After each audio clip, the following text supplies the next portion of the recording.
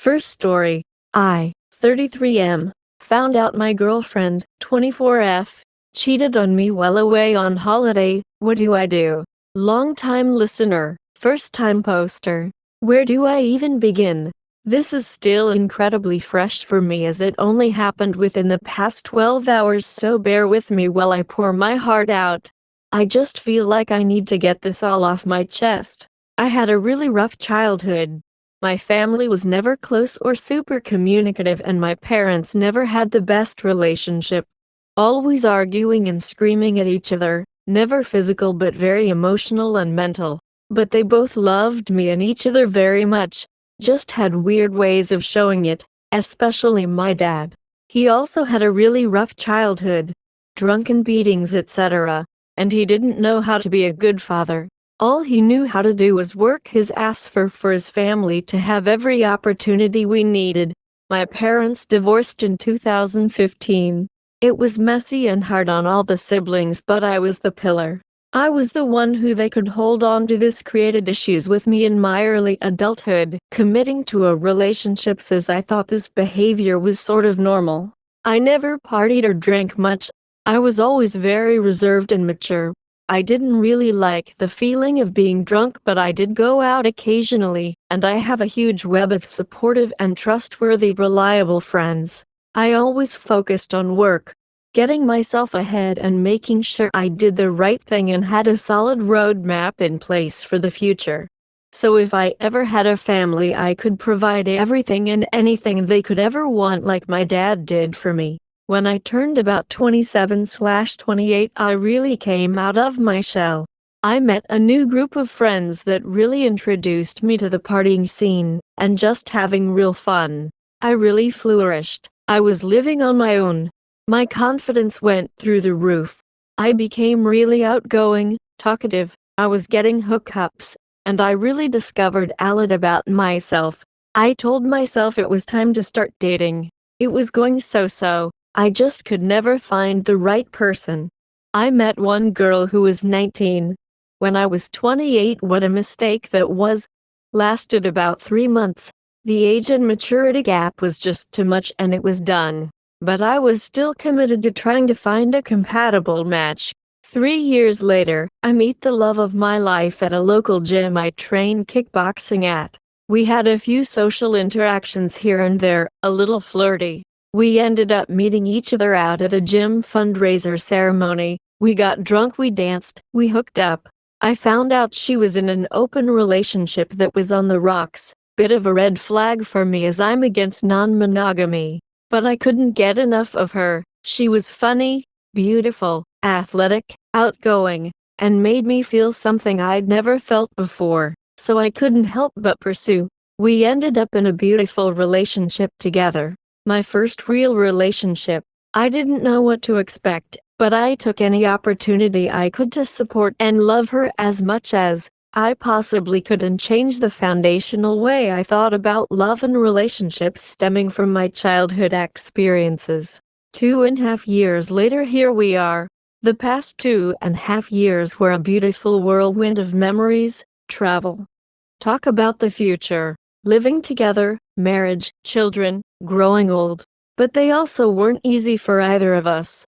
We both had issues communicating. We both bottled a lot of things up but took steps as best we could to improve and talk to each other about feelings, and such as any relationship does. It's never smooth and a rocky road.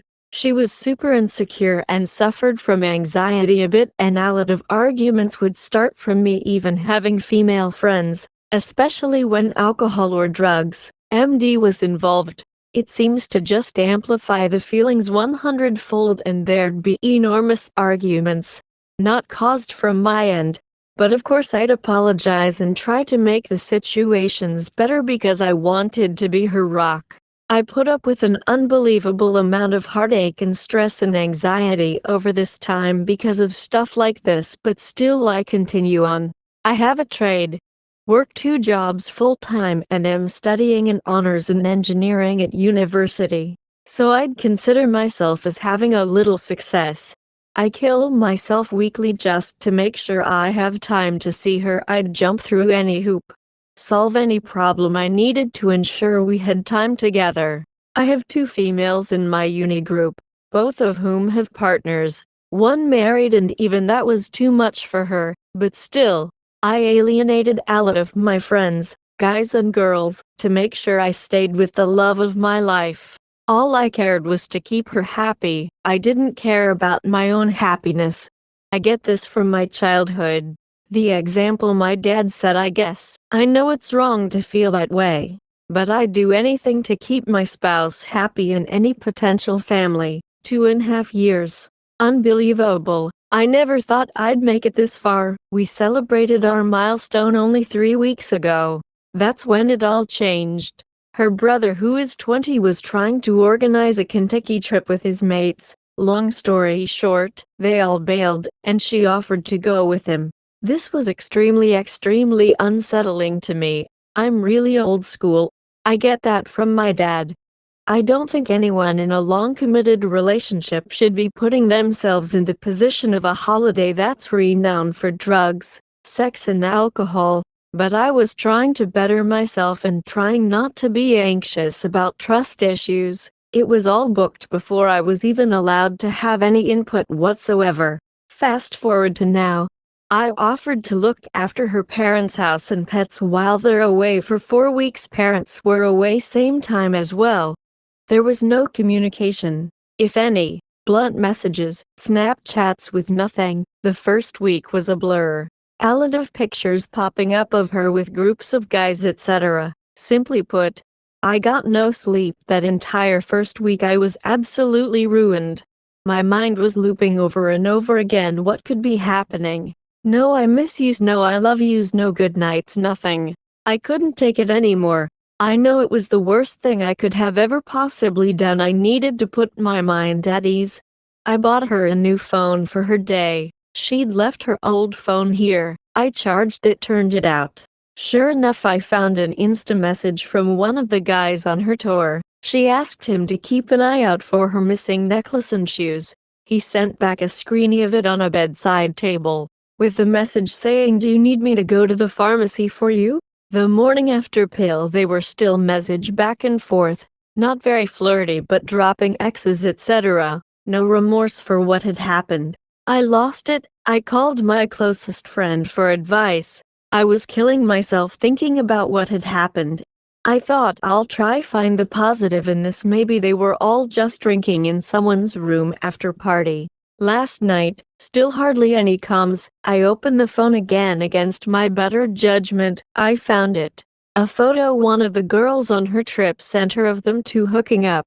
It all made sense. I messaged her brother. He confirmed what had happened, and he was going to tell me when he got back here in Perth. I called her and gave her a chance to confess.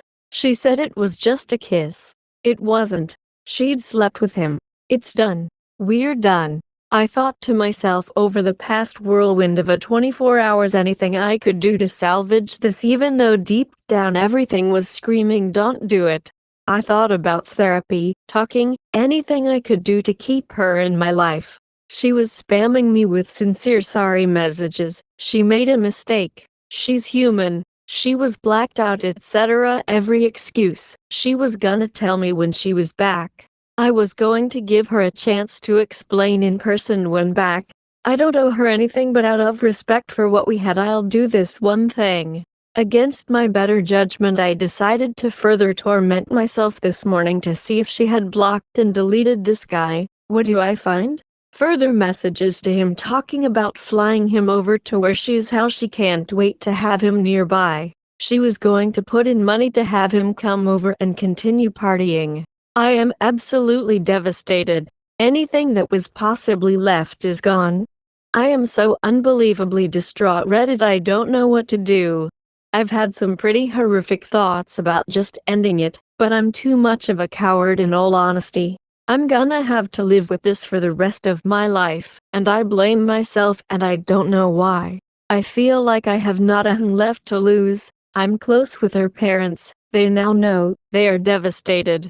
All I can think about is how I've lost the love of my life. She doesn't care, and how I've lost the feeling of belonging to a near-perfect family environment. I'm really just crying it all out, and it feels good but doesn't stop the pain. I guess what I'm asking for is I don't know what to do. I need advice. I've cut ties with her. I've sent her a voice message of the further evidence I found. I said I don't want to ever hear from her again. I don't know what I expect to get from this post, but it's out there. I don't know if I can ever find peace or trust or love myself again. I'm truly blessed to have access to this as a resource. I'm honestly just bawling my eyes out randomly here and there, but it feels good. I just don't understand how someone could ever do this to another human being. Hopefully the random bouts of crying stop soon. It just comes on. I don't know what to do. It's well and truly over. I'm still getting hit with walls of sorry messages, but they all don't mean a thing to, and half your relationship down the drain, and you're continuing to message and tee up meetups with the guy only hours after breaking up. That's a disgusting act to pull on anyone. Second story. Help with a red hand. I, 23M, lived together with my fiancé, 21F, for some years. We are not married nor we have marriage rings, but we were planning in marrying next year and to start a family together, aka try to have children. The thing is, some months ago, we both got really close to a new friend that was nice and had a lot of money. He used to give us a lot of presents and used to be a nice and sweet guy in general. After some time he broke up with his girlfriend and things started to get weird between us. He and my fiancé got a lot closer and me and him kinda broke apart. It was not my fault. I tried everything to keep this friendship cause I am a dedicated friend. They started to get really close and hang out together a lot, and this began to make me feel uncomfortable. But every time that I asked my fiancé about and expressed my feelings, she said things like it's nothing, don't get crazy ideas, and overall dismissed my feelings about this. I trusted her with everything that I got in my heart, but I couldn't trust him, and something inside me kept telling me that there was something wrong. Also, in this time I noticed she was acting weird around me and getting distant. Since the beginning of our relationship, me and my fiancé had an agreement about keeping secrets. We never kept secrets from one another, and our phones had our digitals so we could always access each other's phones and read the messages even without asking. I was feeling really bad and suspicious about him, so one night while she was asleep I took her phone and read the messages between them. He was hitting hard on her, talking shit about me as if I was a toxic boyfriend, and worse, she was involved with him romantically. They haven't done anything, but it was clear as day that they were in love and exchanging loving messages. When I saw this, I felt my heart dying and I had a terrible panic attack. She obviously woke and tried to help me. After that, she insisted for me to tell her why I was bad, and I told her that I saw the messages. She got furious and said that this was wrong and I was wrong and that there was nothing going on. That everyone who goes out looking so hard for something will find something, even if it is not true. Actually, she gaslighted me pretty hard and made me the wrong one, ignoring our agreement. That was reinforced a lot of times. We had a huge trouble in our relationship and almost broke up. She was difficult, different, arrogant, and started telling me a lot of shit over the weeks. Things like I was never there for her, that I betrayed her when she needed the most because even if I did everything that I could, my best was not enough and thus I abandoned her. Things like that. She hurted me a lot, but I fought for our lives, for her.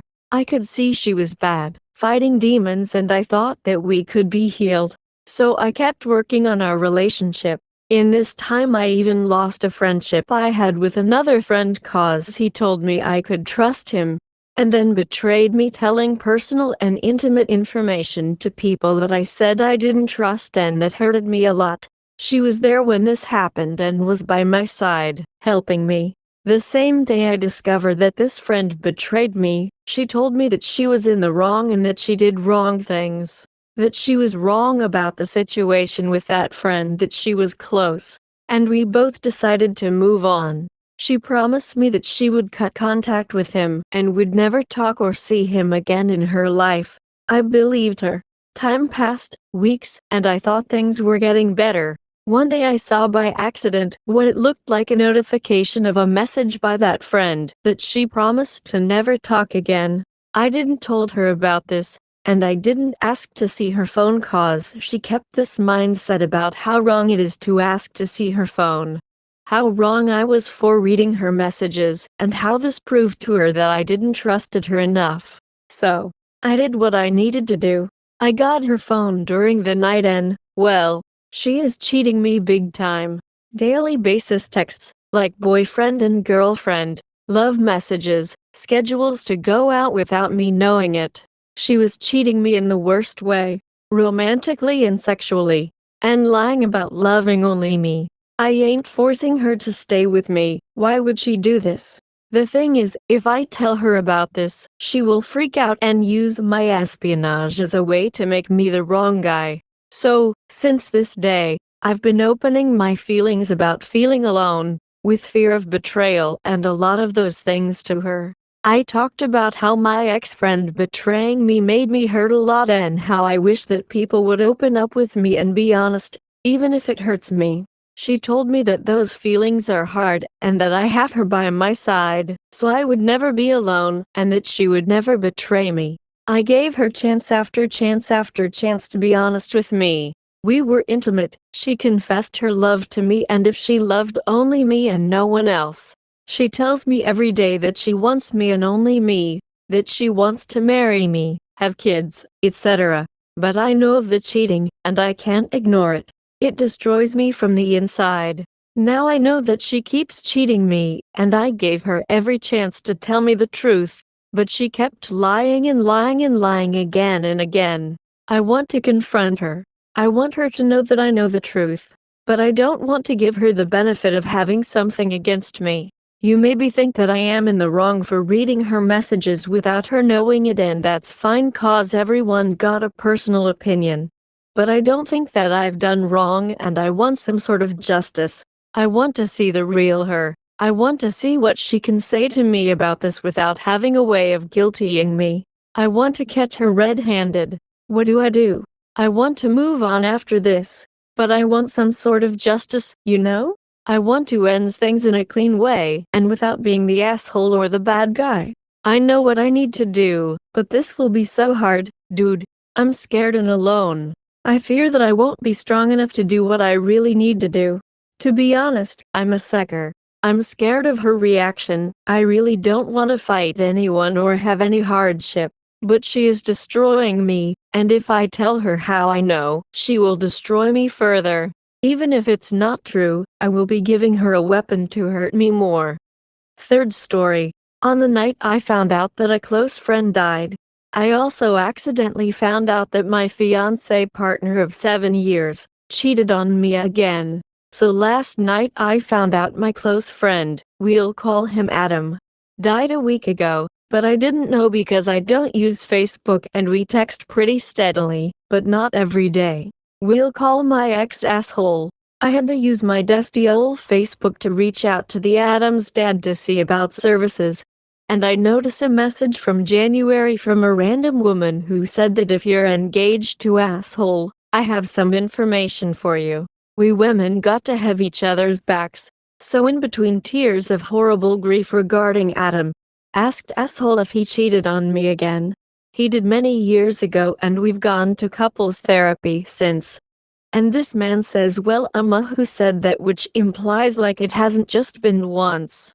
And I said it's a yes or no question, to which he responds, well you know the end of last year was rough for me, so yeah. Rough for you? I work 3 jobs and go to school full time as well as dealing with the death of my best friend, which happened last year, and now another person close to me has died. Rough for you? Sick?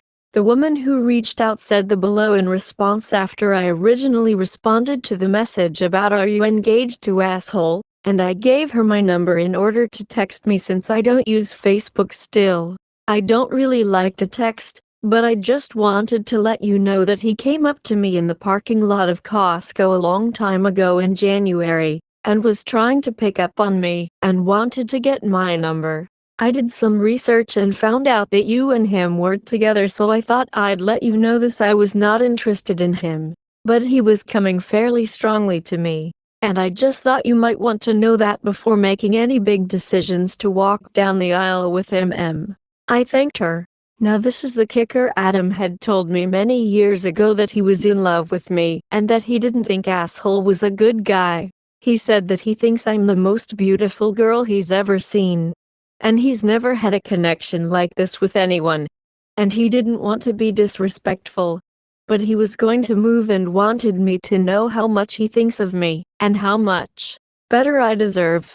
Adam was always amazing to me. We played music together and hung out for hours at a time. He was always respectful and chose to tell me before he moved about his unrequited love for me. At the point in my relationship with Asshole that Adam admitted his love to me, about 4 or 5 years ago, Asshole had already cheated on me by fucking a random off-an app on Christmas Day, when I was away with my family, and then was also dealing with GHB and coke addiction. It was shitty, and I've since supported his recovery from a few things, but the willingness to do couples therapy and unfettered optimism I gained from my own mental health journey lead me to believe that there can be actual real change in anyone, so I made my choice, but still regularly talk to Adam as a close friend and confidant. Here's the real head fuckery I'm dealing with.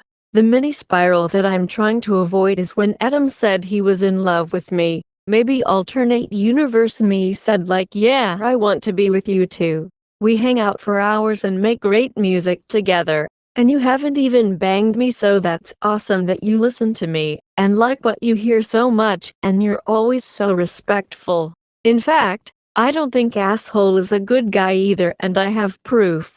And this will definitely save me years of trauma and heartache regarding Asshole's addictions and infidelity. If I chose the good and kind-hearted guy, Adam wouldn't have been in Portland, where he was struck by a car and killed instantly on his way to work.